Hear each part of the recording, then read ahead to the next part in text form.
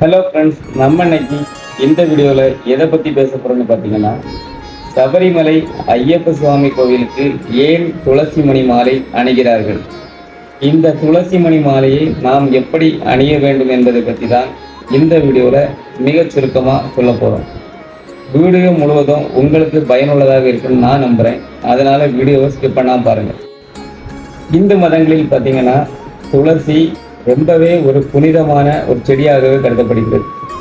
எந்த ஒரு பெருமாள் கோயில்களில் பார்த்தாலும் துளசி வழிபாடு ரொம்பவே ஒரு முக்கியத்துவமாக இருக்கும்.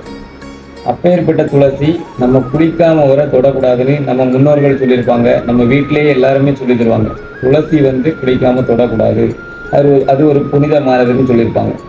அதனால அந்த துளசியை நம்ம ஒரு தெய்வமாகவே பார்ப்போம். உண்மையாகவே அது அப்படிதான். ஏன்னு பார்த்தீங்கன்னா மகாலட்சுமியின் வடிவமாகவே இந்த துளசி கருதப்படுது.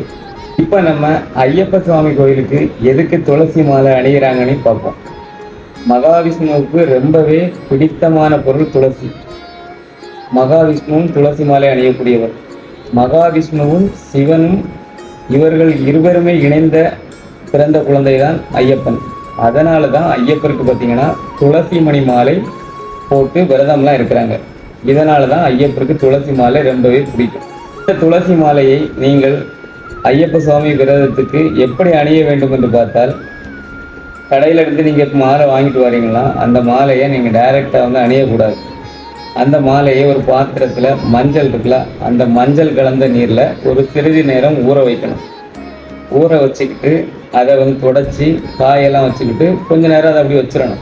வச்சுக்கிட்டு உங்கள் வீட்டில் இருக்கக்கூடிய பெருமாள் சுவாமி இல்லாட்டா மகாவிஷ்ணு, மகாலட்சுமி இந்த ஃபோட்டோவுக்கு நீங்கள் ஃபஸ்ட்டு அணியணும். அணிஞ்சு ஒரு 10 நிமிஷம் சாமியெல்லாம் கும்பிட்டுட்டு தான் உங்கள் கழுத்தில் அணிஞ்சு விரதத்தை தொடங்கணும். இதுதான் மாலை அணிவிக்கக்கூடிய ஒரு முறை.